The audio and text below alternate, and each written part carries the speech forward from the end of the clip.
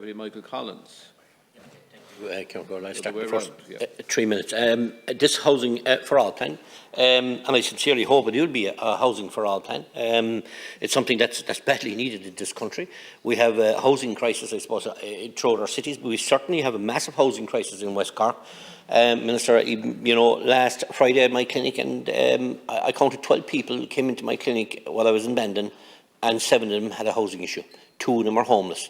This new word, what is it called, couch surfing. It's a massive word now in West Cork, which is something I didn't hear about until the last 6 or 7 months. So while housing was always an issue, it's growing and it's growing, and I don't see a solution. I sincerely hope this is a solution. I won't like to condemn something until it's worked out, but certainly we need to look at the housing situation as it stands at the moment in towns and villages, and I could go through that from Ballinadee, Ballinspittle, places like that, all the way down into Goleen and Ballydehob and West Cork. There's fabulous places to live in these towns, fabulous opportunities, and these opportunities have never been developed. Why aren't they giving grants to get people that have maybe living over the shop or living over the pub that want to develop their town and village an opportunity to do that and can't afford to do that right now, and also maybe consider giving grants for people who have derelict houses, and maybe tax relief if they're willing to take grants, but they must obviously let the houses afterwards, and tax relief if they do so.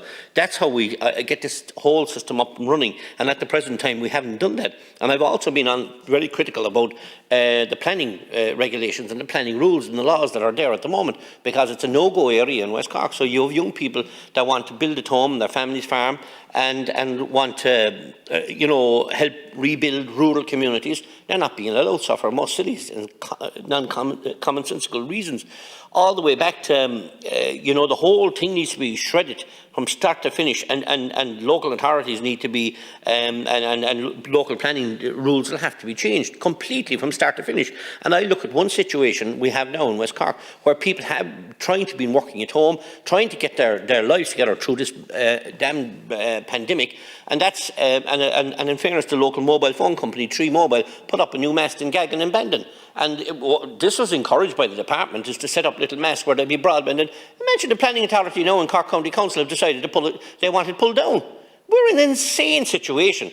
You cannot even see the masts between Gaggan, just outside of Bandon town. Huge amounts of people are going to be absolutely insane about this when it's revealed, and the local planning authority has turned down the mast, and only it's gone to appeal on Board Penala. And the whole situation I'm trying to make here is that I can drive anywhere around Dublin City. I have no issue with that, and it has to, because life has to progress. And there's masts everywhere, and there's an issue in the world. This couldn't be seen. And the planning authority decided to object against it. We're in a dire situation in relation to planning, and somebody's got to wake up in this government. If we want to have our people return to rural communities and live there, they have to make a decision here to change the planning rules as they stand.